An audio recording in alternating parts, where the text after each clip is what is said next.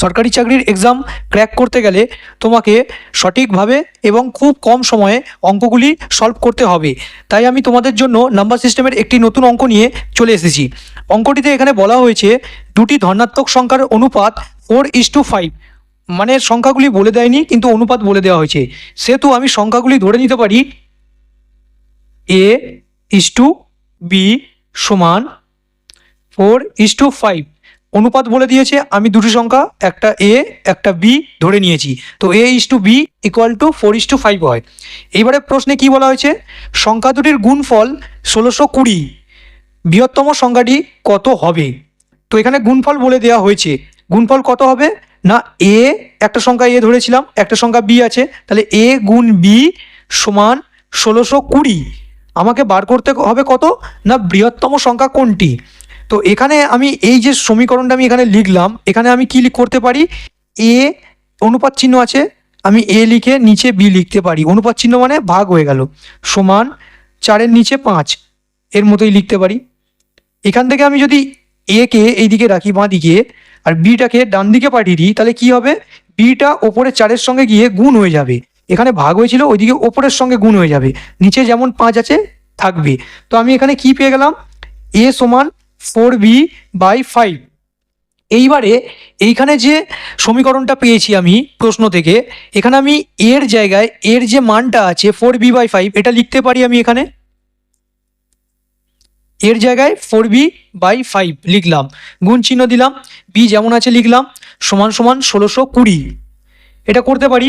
এবার এখান থেকে কি আসবে না, এই 4B আর এই ওপরে যে B আছে এরা দুজনে গুণ হয়ে যাবে, তাহলে আমি কি লিখবো, 4B² সমান চিহ্ন দিলাম। 5টা আমি এখানে কোথাও লিখিনি, এখানে যেহেতু ভাগ হয়েছিল 5টা, তাই ওইদিকে গিয়ে 1620-র সঙ্গে ও গুণ হয়ে যাবে। এইবারে যদি আমি B² যেমন আছে সেরকম লিখলাম, লেখার পরে B² সমান চিহ্ন দিয়ে দিই, তাহলে 1620 যেমন আছে লিখলাম, গুণ চিহ্ন 5 লিখে দিলাম। এইবারে এখানে যে 4টা এর সঙ্গে গুণ হয়েছিল বি এর সঙ্গে, সেই 4টা ওই ডান দিকে গিয়ে মানে সাইড চেঞ্জ করার পরে ভাগ হয়ে যাবে। ভাগ করলে এখানে আমি যদি কাটাকুটি করি 4 দিয়ে 1620-কে, তাহলে এখানে আমি পাবো 4×4 = 16, এখানে 2 আছে মানে 4 0 0, তারপরে 2 আর 0 20 হচ্ছে, 4 5 20, মানে 405 গুণ 5 পেলাম।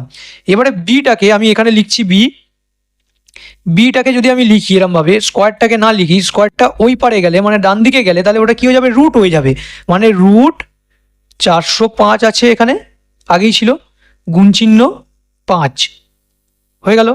এইবারে আমি এখন এই 405 আর 5-এর রুট মানে বর্গমূল কি করে বার করব, 5কে তো আর ভাঙা যাবে না, দরকার নেই ভাঙার, 405-কে কিন্তু ভাঙা যাবে, 405-কে আমি উৎপাদকে বিশ্লেষণ করে নেব। এই পদ্ধতি আমি আগের অন্য অঙ্কেও শিখিয়েছি তোমাদেরকে। তো এখানে আমি দেখবো আগে 5 দিয়ে ভাগ করা যাচ্ছে কি না। 5 দিয়ে ভাগ করলে 5 × 8 = 40, 5 × 1 = 5, 81-কে 3 দিয়ে ভাগ করা যায় 27 হয়, আবার 3 দিয়ে 27-কে ভাগ করা যায় 9 হয়, 3 9 27, আবার 9-কে 3 দিয়ে ভাগ করা যায়, 3 3 9, আর যাবে না। তাহলে আমি এখানে যদি সমান চিহ্ন দিই আর রুট এরমভাবে দিয়ে দিই, এখানে ভেতরে কী কী লিখতে পারি, 4টে 3 আছে, একটা 5 আছে, তাহলে 3 গুণ 3 গুণ 3 গুণ 3, 4টে 3 লিখেছি, গুণ চিহ্ন এই যে 5টা ছিল 5 লিখলাম, মানে এইটা পুরোটা হয়ে গেল তোমার 405, আবার গুণ চিহ্ন এইখানে যে 5টা ছিল সেই 5টা লিখলাম, এটা রুটের ভেতরে হয়ে গেল। এইবারে আমি রুটের বাইরে আনতে গেলে দুটো থেকে একটা করে নিতে হবে আমাকে সংখ্যা, সমান সমান এখানে দুটো 3 থেকে একটা 3 পেলাম, গুণ চিহ্ন দিলাম, এখানে দুটো 3 থেকে একটা 3 পেলাম, গুণ চিহ্ন দিলাম, এখানে দুটো 5 থেকে একটা 5 পেলাম, এখানে গুণ চিহ্ন দিলাম, আমি সমান চিহ্ন দিলাম। এইবারে কি হবে, এই 3টেকে আমি একসঙ্গে গুণ করে দেবো, 3 3 9, 5 9 45, তাহলে বি এর মান আমি কত পেলাম না 45 পেলাম এখানে, তাহলে বি এর মান আমি কত পেলাম এখানে 45 পেলাম। এইবারে আমাকে এখানে কি বার করতে হবে না এর মান। তো আমি যদি এখানে আমি একটা জিনিস দেখছি যে অনুপাতের এখানে যে চিহ্নটা আছে, আমি বি সমান জানি 5, বি এর সরাসরি 5 আছে, তো 5 থেকে আমি কত পেলাম 45 পেলাম, বি এর মান আমি এখানে 45 পেয়েছি। তো 5-এর সঙ্গে কত গুণ করতে আমি 45 পেলাম, 9 গুণ করতে 45 পেয়েছি, 5 9 45। তাহলে এর মান যদি বার করতে চাই 4 থেকে আমাকে নিতে হবে, এর সঙ্গে যেমন 9 গুণ করেছি এখানেও 9 গুণ করে দেবো, তাহলে কারণ দুটোকে সমান সমান গুণ করতেই হবে সংখ্যা দিয়ে, তো 4 9 36, তাহলে আমি এর মান কত পেয়ে গেলাম 36, আর বি এর মান কত পেয়ে গেলাম 45। আমাকে প্রশ্নে কি বলা হয়েছিল যে বৃহত্তম সংখ্যা কোনটি, বৃহত্তম সংখ্যা তাহলে কোনটি হবে? অপশান এখানে আছে বি এর দাগের 45 অ্যান্সার। 36 আর 45-এর মধ্যে 45 বড়, তাই বি এর দাগের অ্যান্সারটি কারেক্ট হবে, 45 অ্যান্সার হবে।